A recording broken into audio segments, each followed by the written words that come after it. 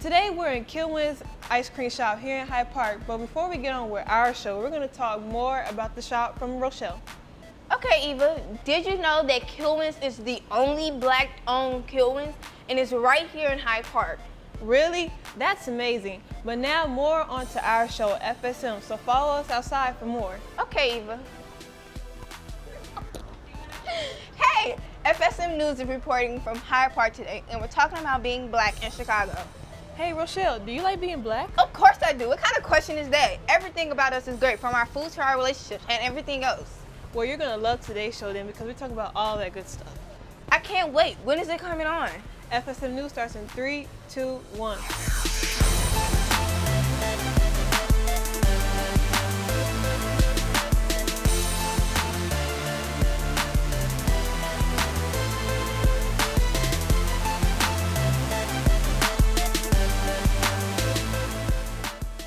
Here back in Kilwin's. Welcome to FSM News on the Road. I'm Eva Nash. And I'm Rochelle Borden. Today we'll be discussing what it is to be black in Chicago. Hey Rochelle, do you like the food from our culture? You talking about that good old soul food? Yes, girl. The greens, the macaroni, and don't forget that good old fried chicken. Girl, you getting me hungry. We got a show to do. Here's Yasmin Scott with more on black food in Chicago. When people think of soul food, they probably think of something like this. To me, soul food, basically anything African Americans eat, macaroni and cheese, candy yams, greens, anything homemade. But it's really this. Food with feeling in it. When people cook from their soul, their heart, like not just the basic fried chicken and greens. My favorite type of soul food would probably be smothered chicken. It would be that because it brings out different types of flavors and different ways to make the chicken instead of just deep frying it. I think soul food is associated with black people the most because at one point in time, that was the only way black people could show their family members that they care about them. What inspired me to work here is I always ate the food and I knew it was black owned and I liked the energy I get from it. So I came in and I asked for application. I got the job. Not only African Americans come back, everyone comes back. We are black owned, so they do support, but everyone comes back because it is a positive energy here and it's good food. So it doesn't just hire black people, it hire everybody, but it gives people jobs, something to keep them off the street. We also visited the only black-owned location, Kilwin's, right here in Hyde Park. I'm the cook here, so I've been working here since high school and like coming in, cooking everything, getting the smells and like all the people that come by the window looking excited and everything. It's like a fun job to have. It's pretty interesting.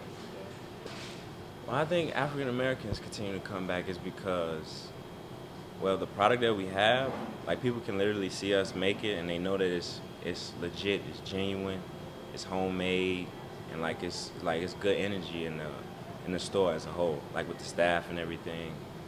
So like people, they really pick up on it and they like to come back. So like we're right down the street from Kenwood, so a lot of the high school kids come by and we have different young groups that come into the store and they can see like a black-owned business. So like the owner of this location is black and like the person who does all the cooking is me, I'm black. So like it's a good example for people to see that like even though you are African American, you can have something that's your own. You can like gain skills that can help you like do something like this. As you can see from the responses today, food brings the community joy as an escape from all the negatives in Chicago. Reporting from FSM News, I am Yasmin Scott. I actually got a taste for some food right now. Yeah, that just made me even hungrier than before. But you know they say, a way to a man's heart is through his stomach. Oh, that's good. I've been looking for some relationship advice. I could have been helped you, but here's Brittany Martin with Black Relationships.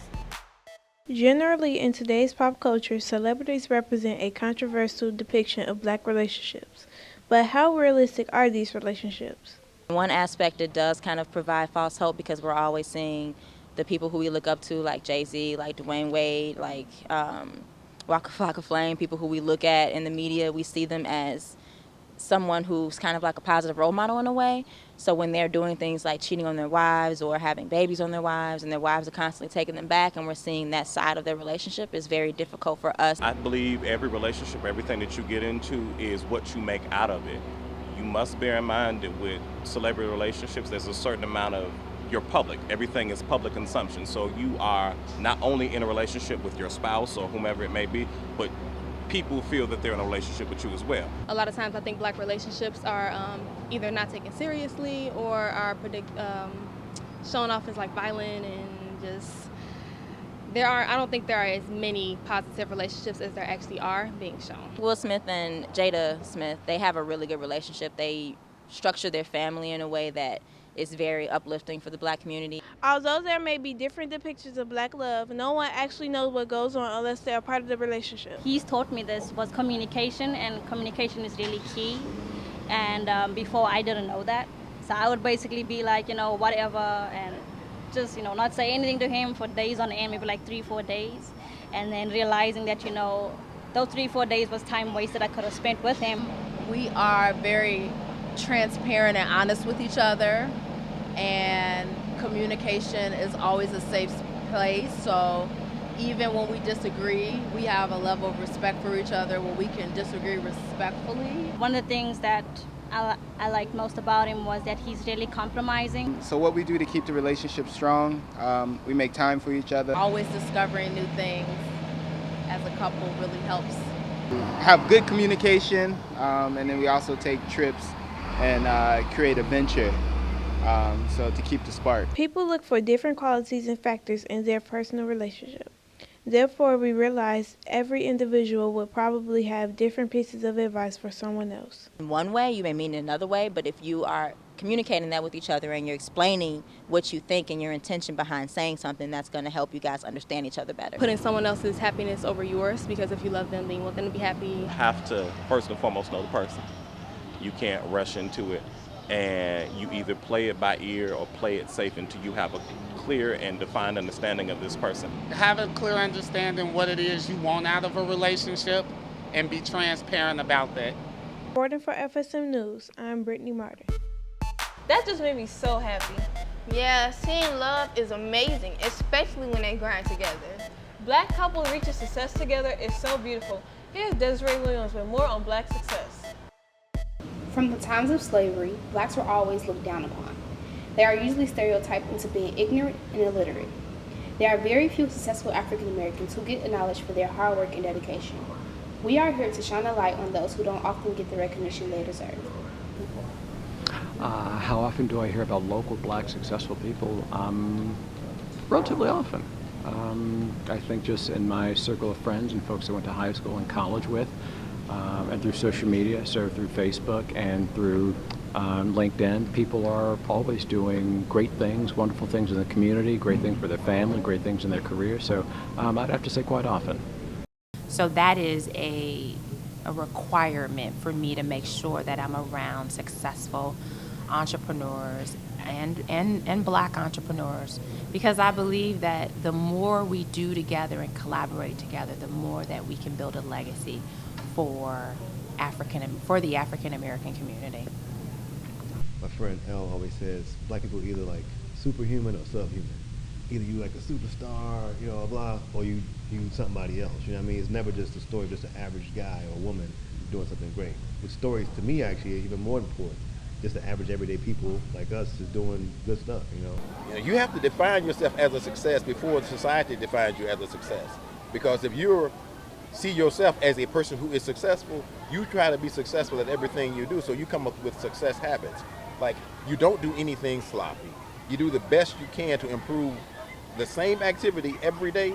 Each day that you do that activity, you do it better. And every time you do it better, you're reinforcing that you are a success. Well, I think it's a poverty mindset. It really is systemic, because oftentimes we are not highlighted in the area of wealth. We are highlighted in the area of poverty. We are highlighted in the area of violence. We are highlighted in the area of entertainment. You are not expected to aspire to excellence. You are expected to make peace with mediocrity. There are many African Americans who are repainting the image that other races have on them. Any kind of positive image is good, you know, like these different images of people doing stuff. I mean, even like us being here, all of us being here is a positive thing. Like, oh man, this black dude owns a store, this black guy got a business. Oh, I didn't know you could do that. You know, it's like, oh no, you actually can do that. So. There's a t-shirt in the shop says habitual line stepper. That's definitely us. Right. So I have a full service marketing and communications agency, and we are a thought leader agency, and one of our key components is delivering authentic content specifically for women. Silver Room, it's a retail store, art gallery, which is no art on the wall, but it will be tomorrow, and community space. So we do things like this. We have discussions, we have classes, we have lessons, we have just different things for the community. Whether it's gaining a good education or mastering your art, success to many people means different things. And so success to me is really about doing what truly makes you happy and doing it authentically. Reporting from FSM News, I'm Desiree Williams. See, we do more than what they portray in the media. Yeah, Rochelle, we could be successful too. Right? But unfortunately, with every good, there's a bad. Just like the violence in Chicago. Here's a PSA on the topic. This is Lamar. He's gonna solve a problem using simple and easy steps. Hello.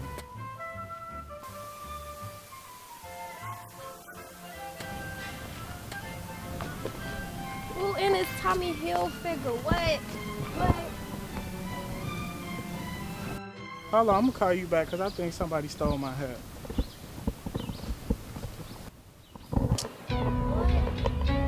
Hey, this my hat. No, it's not. That's my right hat. there. I found it. It was This on the is floor. my hat. It was Right. on the Why floor. would No, you it's go sit on not. the phone? No, it's not. It's my hat. You Don't- need to give this it is back. not your That hat. is Don't my push hat. it on I me can or we push you gonna if have I want problems. to. No, we Do can't. something about it. You do Do something something about about it. it. Do something. Step 1, assess the situation. Step 2, think about, is this what you really want to do? Step 3, choose the route that is in everyone's best interest. I'm not gonna do it. I just want my hat. It was sitting right there. I didn't And know I would- it was on the floor. So I would like next time if you see me, you know, if you could come and ask. But yes, this is my hat. Okay. You Thank can have it. Remember, not every violent action deserves a more violent reaction. It doesn't make you scared if you let it go. Violence in Chicago has taken way too many lives. Yeah, hopefully one day we can have peace. Yeah, hopefully. But more innocent lives will be taken. Seems like we need a little bit of inspiration. Muhammad Ali. Did you know he was actually raised here in Hyde Park? Here's a Did You Know on Muhammad Ali. Did you know that Muhammad Ali lived in Chicago? In 1964, he came to Chicago as a follower of Elijah Muhammad, founder of the Nation of Islam, and eventually took up residence in a South Kenwood mansion. He first came to Chicago in the late 1950s to compete in the Golden Gloves tournament, held at the Old Chicago Stadium. Heavyweight Ernie Terrell, who was to have boxed Ali in Chicago, said the future champ made a big impression even then. Ali lived in a number of places on the South Side.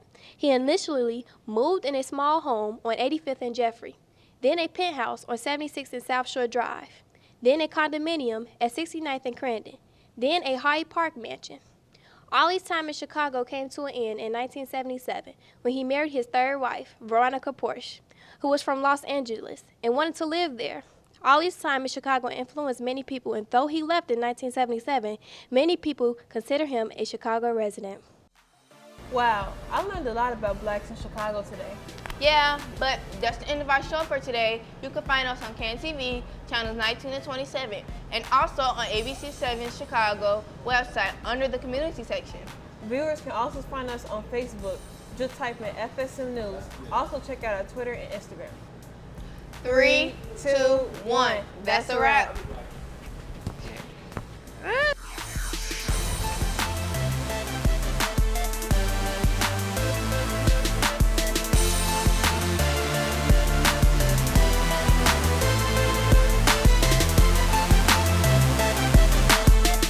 You're gonna be like, look, she could open the door.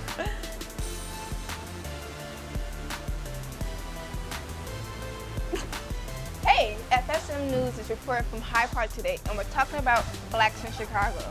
Hey Rochelle, do you like being black? Of course. What kind of question is that? Oh my God.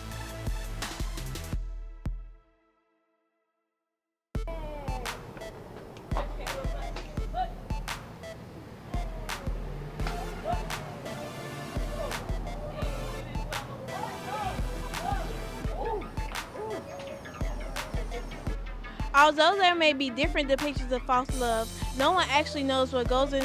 What? Oh, crap. What? Although there may be different depictions of false love. Okay.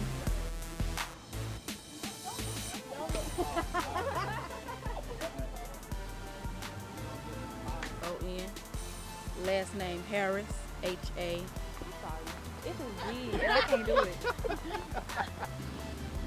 a wrap. Take a nap. Go to sleep. Go back in. Bro, do you see that big old bug right there, bro? What? Stop! I'll do that for me. Hey, I just got What y'all on? 1, 2, 3, 4. What are y'all on, man? 1, 2.